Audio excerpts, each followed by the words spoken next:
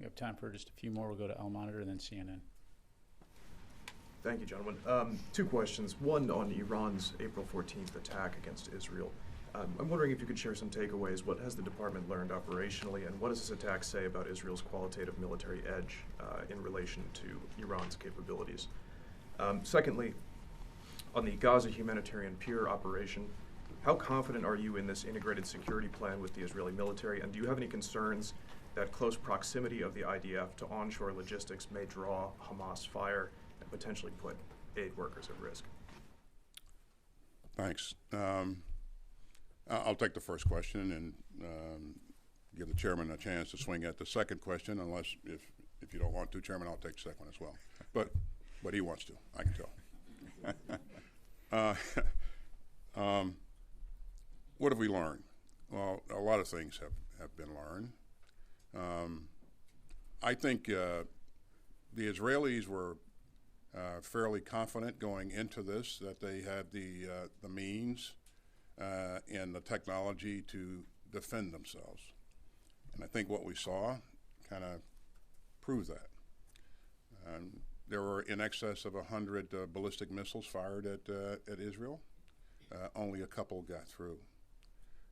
What we saw was a significant display of combined cooperation between partners and allies to work together to make that a bit easier, to make it a bit easier for Israel to defend itself. And all of that came together about like we thought it would because of the fact that we trained together, we rehearsed on various things together with allies and partners, and I think what you saw was a result of that. Now, what the Iranians learned, I'm not really sure, but what they should learn is that, first of all, their systems don't work as advertised.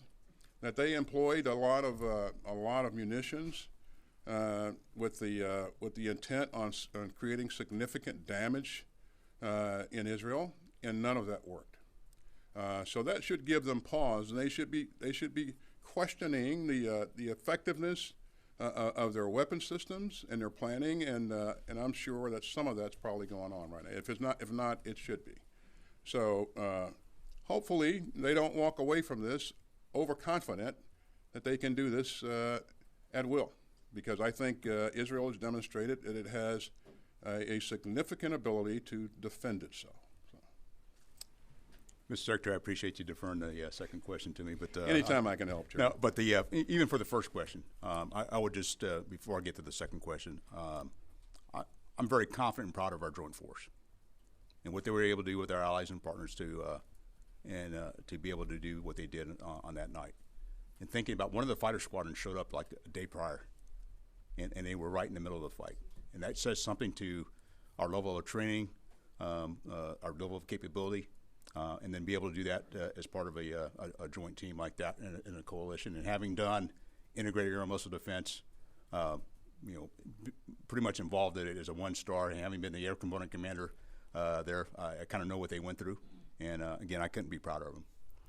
On the second question on with the Israelis and the support for the pier, we are taking our force protection for the pier itself, but also the distribution area very seriously. And what the Israelis are doing, they're building basically a buffer zone or a bubble out around the distribution area in the pier to keep the threat away from our forces, and to allow not just from our forces but also from the distribution of the aid, because as you might imagine, we'll have contract trucks and the like, and the aid agencies that need to be protected as well.